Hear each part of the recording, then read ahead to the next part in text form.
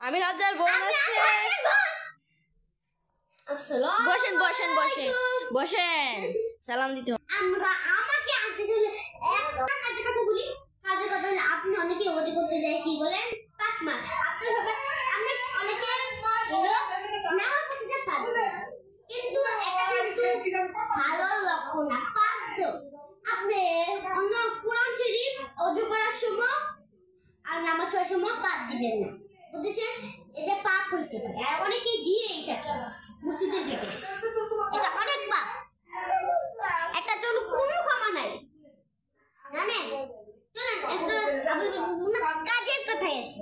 কাজের কথা বলতে হলো আমরা সবাই তো অনেক আমরা আমাদের সৃষ্টি করেছেন, আপনি তো জানেন মহান আল্লাহ তাআলা আমাদের সৃষ্টি করেছেন। আপনারা আল্লাহ জানেনই যে আমাদের আল্লাহ তাআলা সৃষ্টি করেছে। আমাদের না সৃষ্টি করতো তাহলে আমরা এত সুন্দর পৃথিবীটা দেখতে পারতাম। আমিন। যদি নাই থাকে আমরা দেখতাম কিভাবে? আমরা যদি এখানে নাই হইতাম মানুষ বলে যে আমরা যদি না হইতাম তাহলেই ভালো হইতো। আমিন। কি বলো? আমিন। যদি আমরা নাই হইতাম এটা সুন্দর পৃথিবী দেখতে পারতাম না। আর অনেকে হয় নাই, দেখতে পারে নাই। কি বলো? আমিন।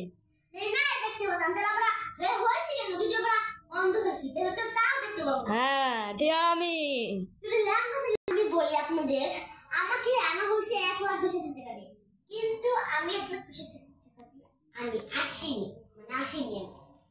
আমাকে 5,000 টাকা দিলেই হবে। ওয়ার্ডের মধ্যে কি এত মানুষ 50,000 টাকা দেবে? আমি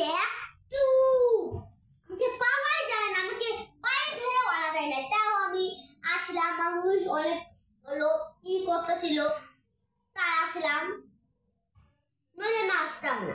আমি গ্রামে আসি, আমি ঢাকা শহরে থাকি কিন্তু আমার গ্রামটা বেশি, কিন্তু আমাকে গ্রামে আসতে দেয় না।